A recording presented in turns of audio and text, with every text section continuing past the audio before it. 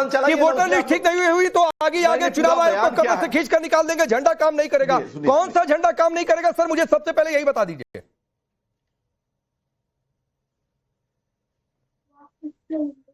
नहीं, देखिए झंडा, ये सवाल आप मुझसे कर रहे हैं, ये तृणमूल कांग्रेस का बयान नहीं है। सबसे पहले सर आपकी पार्टी के विधायक है, नंबर 2, आपने पार्टी से निकाला नहीं है बाहर, आपने पार्टी से बाहर निकाला नहीं है। सुन लीजिए, जवाब सुनिए ना, अरे जवाब सुनिए ना, जवाब सुन लीजिए, अरे सुन लीजिए। इलेक्शन कमीशन ऑफ इंडिया जब भारतीय जनता पार्टी का प्रहरी बन के काम करेगा, गवर्नमेंट ऑफ इंडिया का काम नहीं करके election commission Bharatiya Janata party का काम करेगा, तो उसके ऊपर में हर पार्टी और हम भी सवाल करेंगे। उसके ऊपर में सवाल करना हुआ लाजमी है कि उनका काम है देश में चुनाव कराना, एसआईआर के नाम पर, धर्म और जाति के नाम पर विभाजन करके।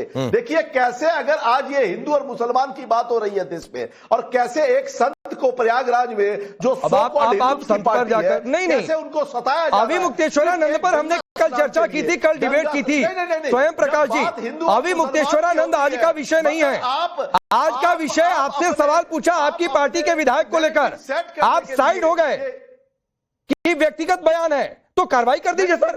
कोई डिसिप्लिनरी एक्शन क्या टीएमसी ने लिया है? चुनाव आयोग को कब्र से निकालने की बातचीत हो रही है, आग लग जाने की बात हो रही है। मैं पूछ रहा हूं वो किस झंडे की बात कर रहे हैं, आप ये नहीं बता पा रहे हैं। व्यक्ति इस तरह के बयान देता है, राकेश जी फिर आप मेरे से पूछ रहे हैं, ये तृणमूल कांग्रेस का बयान नहीं है सर। मैं मान लिया आप पार्टी के प्रवक्ता के तौर पर आप इस बयान को कह रहे हैं व्यक्तिगत बयान है, तो मैं इसको एंडोर्स कर सकता हूं, लेकिन ये तब मैं एंडोर्स कर सकता हूं जब आप ये बताएं कि हाँ ये डिसिप्लिनरी एक्शन लिया जा रहा है या शो कॉज नोटिस जारी किया गया है। आपकी पार्टी के विधायक के संविधान की शपथ उन्होंने ली है, अब ये नहीं कह सकते हैं कि ये व्यक्तिगत हो गया या हम इससे इत्तेफाक नहीं रख सकते हैं।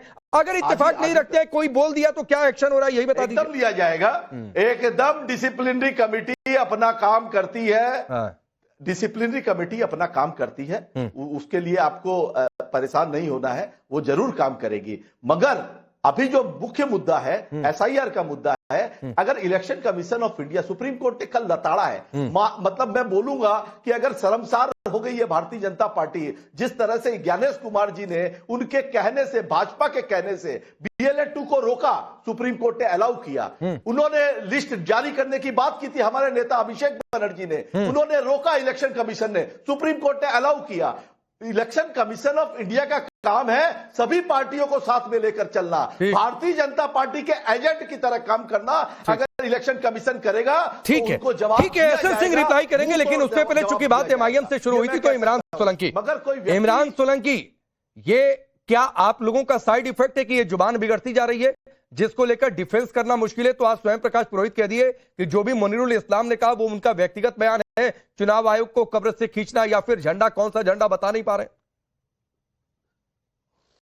बहुत शुक्रिया, आपने मुझे वक्त दिया राकेश भाई। अगर जो पहली बात तो ये टीएमसी के प्रवक्ता हमारे जो बात कर रहे हैं, पहली बात अपने इनसे ये पूछिए कि आपने जब हुमायूं कबीर ने बाबरी मस्जिद बनाई तो आपने उनको पार्टी से निकाल दिया, तो आपके जो विधायक उसको निकालेंगे नहीं निकालेंगे ये बताइए? बोल रहे पार्टी का बयान नहीं है।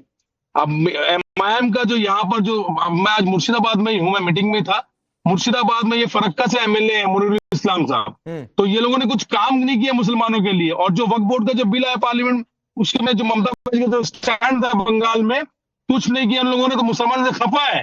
तो ये आप खाली वोट बैंक की पॉलिटिक्स कर रहे हैं कि मुसलमानों को थोड़ा दिखा रहे हैं एसआर के, इलेक्शन कमीशन ऑफ इंडिया को बोल के, बीजेपी के खिलाफ बोल के, ताकि इनको वोट मिले, लेकिन ये नहीं मिलने वाला है। हमारा भी यही मानना है, जो एसआर जो यहाँ पर अभी जो हो रहा है, हर विधानसभा में 30,000 40,000 लोगों को लिस्ट जारी नहीं। तो इमरान भाई आप कह रहे हैं, इमरान भाई आप कह रहे हैं कि वोट बैंक को डरा रहे हैं, मुसलमान वोट बैंक को डरा रहे हैं, जो आप कह रहे हैं, तो मैं कह रहा हूं इसकी वजह क्या है?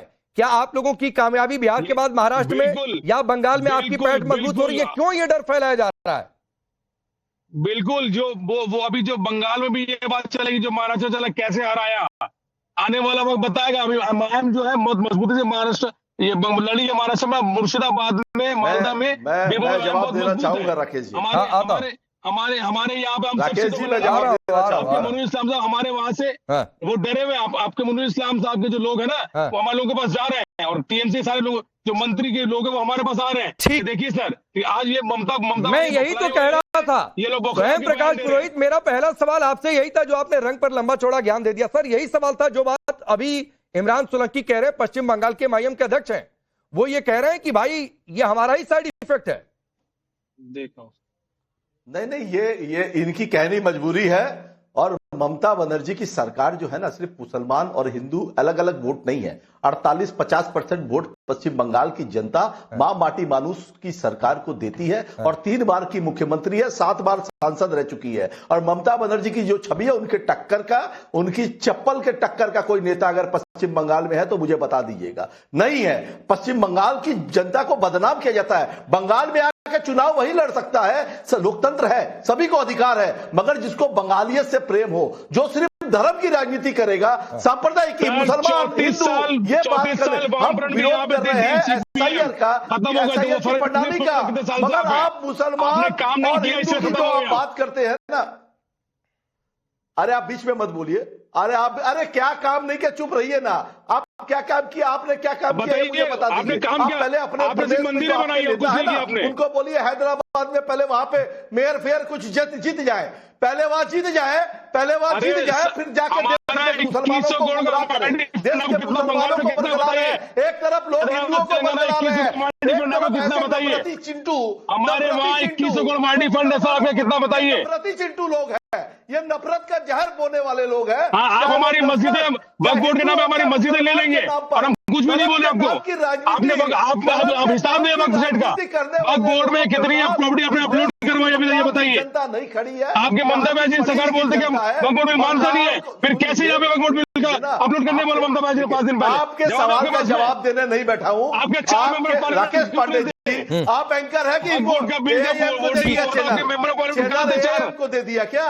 चैनल को क्या आपने मुस्लिम लीग को दे दिया क्या? अरे सर नहीं, सुनिए ना, आपके पास स्वयं प्रकाश पुरोहित जी, ये चैनल किसी लीग या किसी पार्टी को नहीं चला गया है। डिबेट है, कोई काउंटर कर सकता है सर, जैसे आप कई बार काउंटर कर देते हैं, कोई भी सवाल कर सकता है। लेकिन 30 सेकंड और दे रहा हूं। स्वयं प्रकाश पुरोहित आप रिप्लाई करिए इमरान सोलंकी प्लीज, फिर मैं आगे बढ़ता हूं। सवाल मैं करता हूं इनसे, मैं इनसे सरता हूं। आप बंगाल में चुनाव लड़ने आ रहे हैं, आपने कहा पश्चिम बंगाल में ममता बनर्जी ने कुछ नहीं किया। ममता बनर्जी ने बंगाल की लक्ष्मी भंडार हिंदू मुसलमान जाति देख के नहीं दिया, स्वास्थ्य साथी कार्ड उनके धर्म और जाति देख करके नहीं दिया। अब ममता बनर्जी से इनको दिक्कत है, धर्म के ठीक है, चलिए मैं आगे बढ़ता हूं। इमरान सोलंकी आगे बढ़ता हूं। एक बात कहते हुए स्वयं प्रकाश पुरोहित जी, एक बात कहते हुए सर, जो आपने कहा ना नफरती शब्द का इस्तेमाल आप कर रहे थे, हुमायूं कबीर तो आज की डेट में चलिए आपकी पार्टी में नहीं है, 1 साल बाद आप लोगों ने सस्पेंड किया बाबरी की बात करते करते, लेकिन फिराद हकीम अभी भी आपकी पार्टी में है, जो ये कहते थे कि इस्लाम में जन्म नहीं होना ही अपने आप में दुर्भाग्य है। तो क्या ये नफरती बयान नहीं है? ये तो लंबी फहरिस्त है सर, लंबी फहरिस्त है, कई सारे बयान में गिनवा दूंगा। लेकिन खैर, एसएन सिंह चुनाव आयोग को कब्र से निकालेंगे, ये कह रहे हैं एमआईएम का साइड इफेक्ट नहीं है और कह रहे हैं कि ये व्यक्तिगत बयान, तो क्या व्यक्तिगत बयान मान लिया जाए? मेरी बात सुन लीजिए ना। नहीं राकेश जी देखिए, होता क्या है, व्यक्तिगत बयान तब हो जब एक नेता दे। आपने सुना है जो लोग इस्लाम में नहीं जन्म लेते हैं। आवाज आ रही है मेरी? आ रही। हाँ राकेश जी देखिए क्या होता है ना, जब लोगों का अंतिम समय आ रहा होता है ना, तो अनर्गल प्रलाप करते हैं। रावण भी किया, औरंगजेब भी किया। औरंगजेब जब शिवाजी से युद्ध हार गया था तो आके अपने पिता को ही बंद करने का कार्य किया। आज जब टीएमसी को लग रहा है कि हमारी सत्ता जा रही है, हमारी नाव डूब रही है, तो वहीं के लोगों पर अत्याचार और अन्याय करने लगे और ऐसे बयान देने लगे। जैसे आपने फरहाद हकीम का बताया कि जो लोग इस्लाम में नहीं जन्मे, अरे भाई इस्लाम में बहुत सारे लोग पश्चिम बंगाल के नहीं जन्मे, तो दुर्भाग्यशाली है। अगर टीएमसी का ऐसा बयान आता है कि मुसलमान एक दिन बहुमत में आ जाएगा और मार के सबको भगीरथ में फेंक देगा, टीएमसी के ऐसे नेताओं का बयान आता है कि इलेक्शन कमीशन की हम टांग तोड़ देंगे, तो ये माना जाएगा ना कि कहीं ना कहीं टीएमसी का शासन अब समाप्त होने जा रहा है। तो अब वो अनर्गल प्रलाप कर, बहुत सारे लोग कहते थे 370 समाप्त होगी तो आसमान नीचे आ जाएगा, जब भगवान राम का मंदिर बनेगा तो खून की नदियां बह जाएंगी। ऐसा हुआ क्या? जनता जो तय करती है, जनता ने चुना, मोदी जी को प्रधानमंत्री बनाया और देश में एक राष्ट्रवादी ताकत वाली सरकार दिया। मुझे लगता है कि ये सब कहने से कुछ नहीं होगा। और संवैधानिक संस्थाओं पर सवाल आप उठाते हैं तो केवल नेता थोड़े न होता है, इनके सुपर नेता ममता बनर्जी तो तमाम संवैधानिक संस्थाओं के खिलाफ मोर्चे खोल के खड़ी हो जाती है। जब किसी की जांच होने जाती है, एक संवैधानिक संस्था जांच करने जाती है तो धरने पे बैठ जाती है। क्यों? क्योंकि 200 करोड़, 50 करोड़, 60 करोड़, 70 करोड़ मतलब 3-3 साल तक जो जेल में रहता है उसके साथ भी खड़ी हो जाती है। इसलिए कहा जाता है माँ माटी मानुष की बात करने वाली वो काली माता को जब कहा जाता है कि सिगरेट पीती हैं तब भी खामोश रहती है और माटी को ले जाके बांग्लादेश में बेचाई और मानुष तो 300 लोग मारे जाते हैं चुनाव के बाद में जहां लोकतंत्र है ही नहीं, जहां बहुत सारे लोग विस्थापित हो गए, घर ही नहीं आते हैं। तो ऐसी ममता बनर्जी जब जान रही है कि सत्ता हाथ से जा रही है तो हिंदुओं पे अत्याचार, पश्चिम बंगाल के लोगों पर अत्याचार और इस तरह से अनर्गल प्रलाप भी रुक जाएगा और अत्याचार भी रुक जाएगा, क्योंकि पश्चिम बंगाल में भारतीय जनता पार्टी की सरकार बनने जा रही है, भारत की सरकार बनने जा रही है, ऐसी राष्ट्रवादी सरकार बनने जा रही है। मुझे लगता है कि वहां पूजा को प्रतिबंधित नहीं किया जाएगा। अब तलवार की ताकत जो है वो औरंगजेब के पास थी, लेकिन आज बाबा साहब के संविधान की ताकत के नाते 21 राज्यों में भारतीय जनता पार्टी ठीक है दीपक रंजन।